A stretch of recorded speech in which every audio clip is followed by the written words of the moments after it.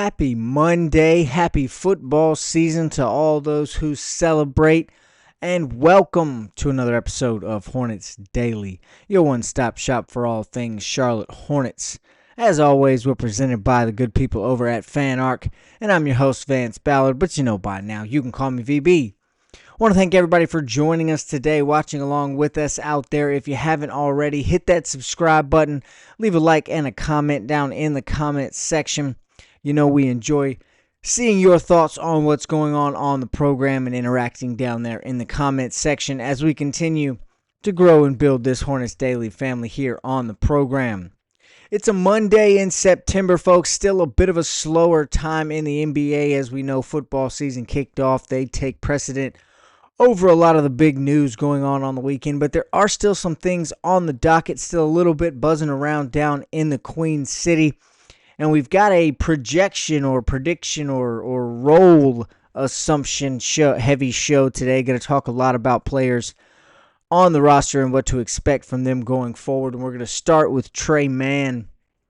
What should the Hornets expect from him returning from injury, coming back to full health? Is he going to be able to stay on that sixth man of the year type pace he was on last year? We'll talk about that. Brandon Miller as well. What kind of stats should we expect from Brandon Miller? One writer thinks maybe a career year is on the way. We'll talk about that.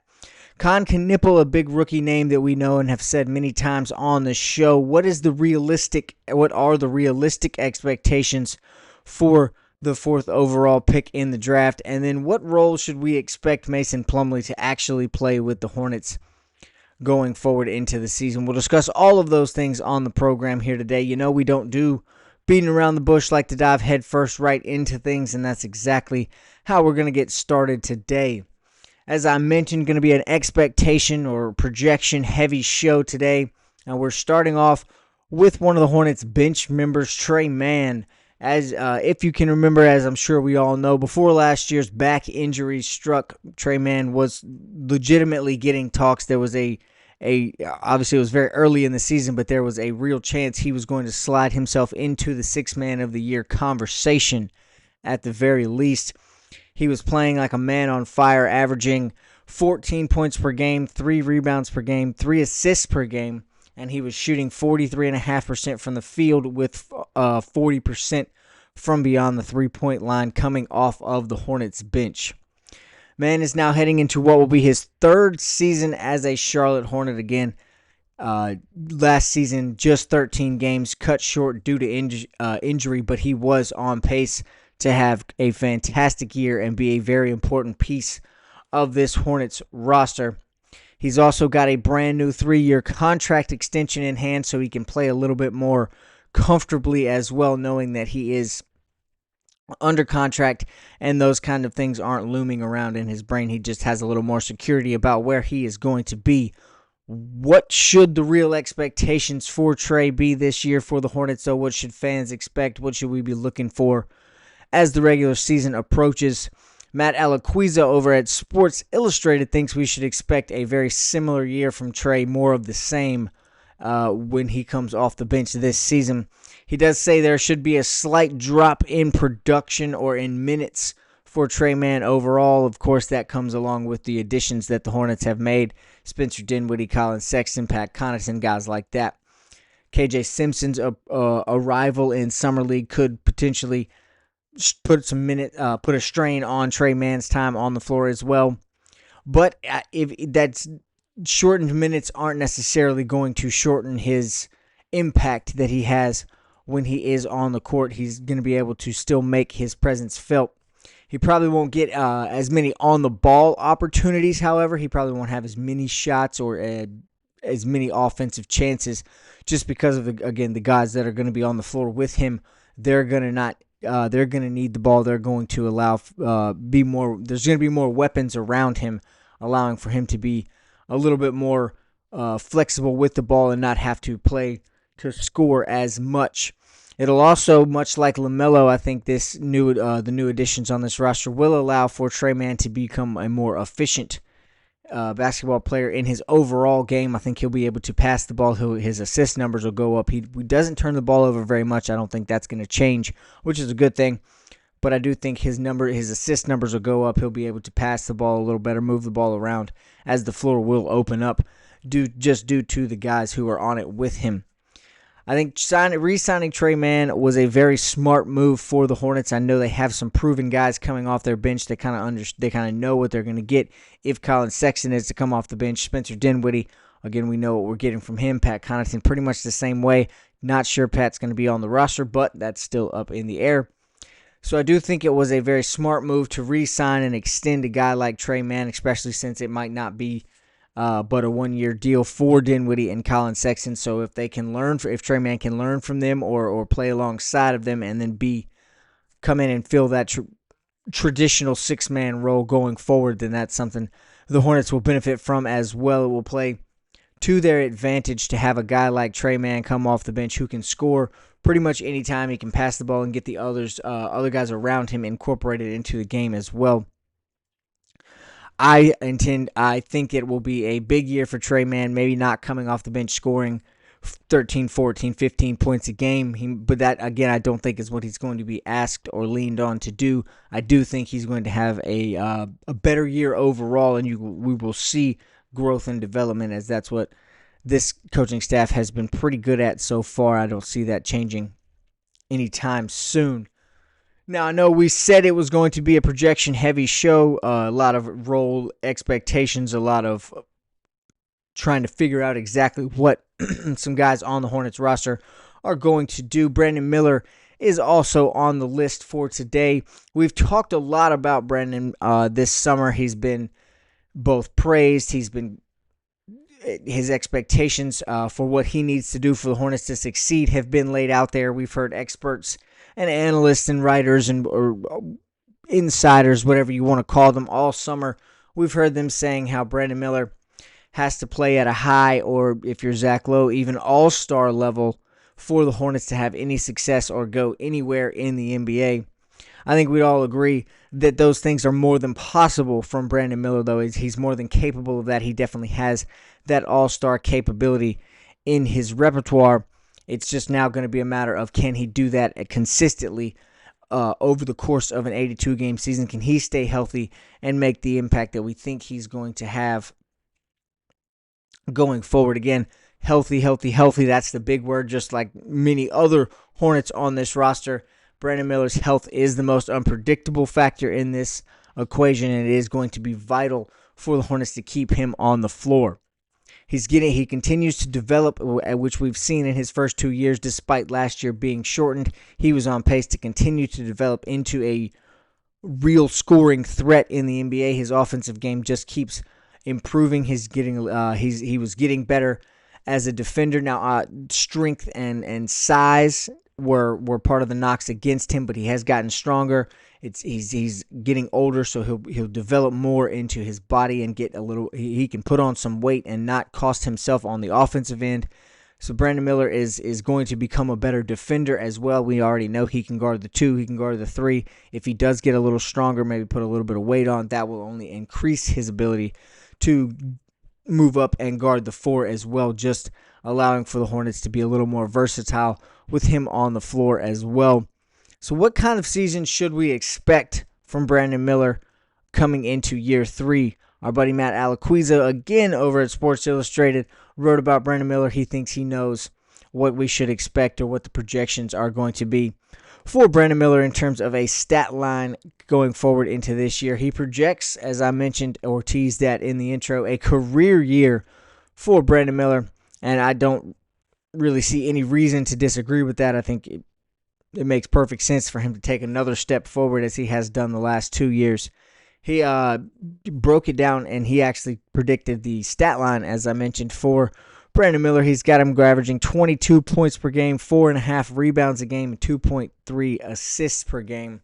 Again, those are the projections from Matt Alaquiza, and he called that, even in his article, quote, conservative numbers. So he feels inclined to think that maybe Brandon Miller will surpass these numbers and have an even better year than this, but this was the projections. Again, a career year, as 22 points a game would be a career high in scoring. He's just at, right around 21 points right now, so that would be a step up.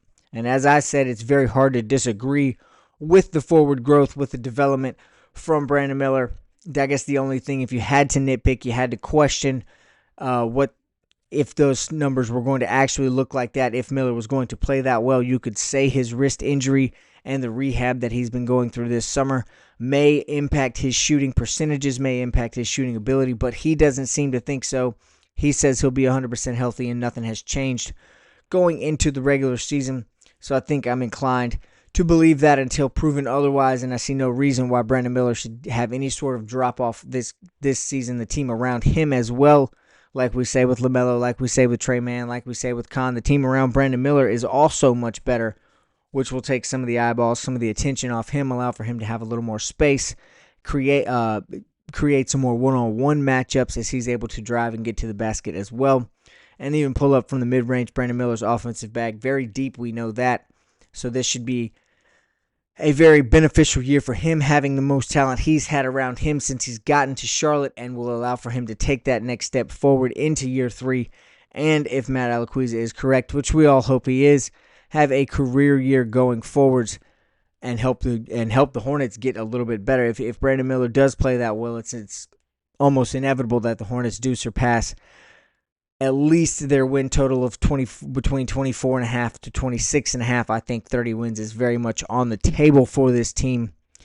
But that will be a question of Brandon Miller's development, Trey Mann's development, and the next guy we're going to talk about, Kon Knueppel, and the realistic expectations we should have for the rookie number 4 overall pick. Now, since night 1 of the draft, obviously the expectations and the hype have been through the roof, swirling around like a whirlwind here within the Hornets organization when it comes to what they think Kon can do for this team, what they can mean for this team. And we've talked a few times about that. Obviously, that's been a popular subject this summer, but we've also mentioned on the show the need to temper those expectations just a little bit, not to expect Kon to come out and immediately be a game changer all of a sudden, a game wrecker, be that guy that can take over and give you 30 anytime he wants to. We know that's not necessarily what he's best at. It's also not required on this Hornets roster, as he doesn't need to come in and be the number 1 scorer night in and night out and go out and lead the team in scoring average, shooting percentage, things like that. That's not, I think he's capable of that, but it's not what the Hornets require of him right now. And going out and getting 30, I'm not sure is something he has for his rookie season anyway, but the rest of it is certainly something he's capable of, but not necessary within his role with the Hornets right now. He was drafted, as we remember, knowing that he has a very high floor and he's already an NBA level playmaker. We know that decision-making wise, holding on to the ball, making the right pass, finding guys cutting, moving without the ball, we know how good he is at those things, and he's already ready for the NBA game in that regard. He also has a basketball IQ way beyond his years. He's only 19 years old, going to be 20 soon, but still very young, and he will still need an adjustment period to the NBA game. There's no question about that. Now, I'm not going to necessarily deep dive into the numbers like Alaquiza did in our last 2 topics, but I do think there are keys for Kon's game to be successful, for him to have an impact and make kind of carve out a spot on this Hornets roster in this rotation. As we know, he's likely to play both the 2 and the 3. If he starts, it's probably going to be at the 2, but if he comes off the bench, it could be both, and even if he does start, he'll probably get bumped down to play some 3 every once in a while as well. But he's going to be able, in my opinion, to take a little more advantage as he is while he's playing the 2 guard. Having other 2 guards guard him is going to put him at a size advantage. Not a lot of 220-pound 2s in the NBA, and he can use that advantage to help crash the glass, which could benefit the rest of the team without him scoring the basketball or trying to score the basketball every possession. If Kon goes in, grabs 5, 6, 7 rebounds a game, uses that size, and becomes one of the more aggressive rebounders on this Hornets roster, then that could go a long ways towards helping him stay in the lineup, stay on the court as well, and just be a big piece, a big factor that the Hornets could use some help on. We know about Musa's rebounding ability, but the rest of the team are not world beaters when it comes to crashing the glass by any means. So I think if Kon could potentially develop into a good rebounding guard or 3, then that could go a long way for him and the Hornets organization as well. When Khan does have the ball, I think he needs to kind of work off the drive a little more, in my opinion. I'm not sure. Obviously, he is a good shooter. That's not going to be the problem, but I don't think 2 dribbles and a pull-up is necessarily his game. I think it's more in the suited for him to go towards the basket, try and draw some one-on-ones and get by the guys that are guarding him. He does have a very quick first step off the dribble. He's got good body control, and when he does get to the basket, he usually tends to finish, and if not, he can draw a foul, which is going to be ever important for him to do as well. He shot 91% from the free throw line in college. So if he is able to draw that foul and get to the free throw line, Hornets fans should feel pretty confident about at least getting 1 point more often than not, a free 2 points coming from that free throw line. Now, as we know, the future is very, very bright for Khan. Again, a lot of high expectations. I get that. He is the number 4 overall pick. You can't help but to have lofty expectations and a lot of hype going into the year where you get that pick. He will be a massive piece of this Hornets franchise going forward for years to come. And I know that's part of the plan, especially with him being just 19. It is part of the plan for him to be a part of this Hornets team for a very long time and to have a major impact. And he may be able to even one day become that guy that goes out and gets you 30 and leads your team in scoring. But right now, that's not in his bag, and that's not what they need from him. Again, it is important to remember to temper some of those expectations. Let the young man come into his own as Khan gets playing minutes in the NBA. He kind of gets his feet underneath him, if you will, on an NBA basketball court, and it's going to take a little bit of time. I don't think he's not going to be bad by any means, as we've talked about many times. We know we pretty much know the floor for Khan Knipple, and that is a number 4, a guy who's talented enough to get the number 4 to be the number 4 overall draft pick, a guy who's talented enough to play in the NBA without question. Just some tweaks and developmental processes that need to go on here and there, and then yes, Khan could easily be a superstar for the Charlotte Hornets, which would be huge knowing that they had drafted well in this draft, because I think the other 3 are going to come behind him, maybe not have as large of an impact, of course, as Khan will, but the other 3 could carve out nice little spots for themselves as well, which will only benefit the Hornets more going forwards. And I told you guys that we're going to wrap this show up today, still kind of sticking with the same theme: roles, predictions, expectations, what to look forward to from certain guys into the regular season. It's going to be Mason Plumlee that we're wrapping the show up with. As I mentioned, what is the realistic role for the veteran big man this season who is returning to the Hornets? Now, we know that he has played here before. I just said that, but he was a starter for the Charlotte Hornets. He started at the center position during his 2-year stint with the organization. Should he do that again, or does he even expect to be a starter again this season with the Hornets, as he has re-signed once again? Now, I know you guys are aware of my thoughts on this. I've been kind of ranting and raving, standing on the table almost, for Moussa Diabate and his chance to be that starting center. I think his development all summer long, in addition to where he already was as a rebounder, will go a long ways and help propel him into a solid starting center in the NBA. I definitely think he's more useful than Mason Plumlee when it comes to that, in terms over the course of an entire game. His athletic ability, his rebounding ability, he's continuing to develop and work on his defense. We see that in clips and videos. He's learned a little bit of a jump shot as well, so I think he benefits the lineup more than having Mason does out there. If Moussa plays the way that we expect him to, the way that he needs to play for this team to succeed, then yeah, he's the guy over Mason Plumlee in terms of the starting center position. Now, however, if it does not turn out like that, and it does turn out to be Mason in the starting lineup, there's just, in my opinion, no way he can realistically be out there for more than 15 to 20 minutes per game. If Charlotte is trying to make him get more than that, trying to have him be the traditional, quote, 30-minute per game center, then I think that we may be approaching the territory where all of the media, all of the talking heads, all of the writers have been correct and spot on with their assessment of this center position, of this big man room in Charlotte.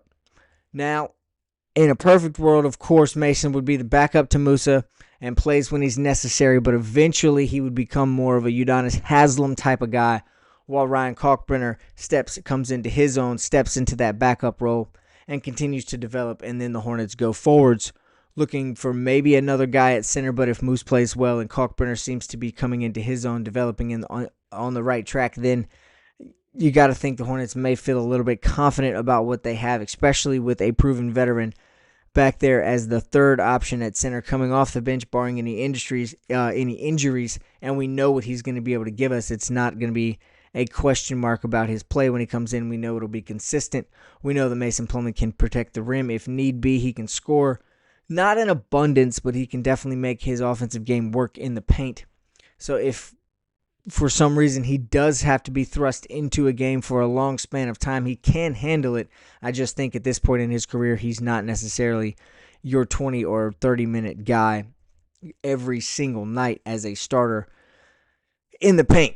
But we'll have to see about all of this. Of course, we'll have to see what Charles Lee and company have in mind for the veteran. Is he going to be the guy they go with to at least run out there with the starting lineup during the opening game of the season and for, I guess, for as long as they decide, hey, will that be the case? Will they go straight to Moussa Diabate and allow for him to get kind of thrown into the fire, jumping in at starting center from game one? That's going to be interesting to watch as well. A lot of the rest of this summer has some very interesting storylines here in Charlotte, some very intriguing pieces to watch fall into place, and here on Hornets Daily, we'll do all that for you and bring it right to you as soon as we can.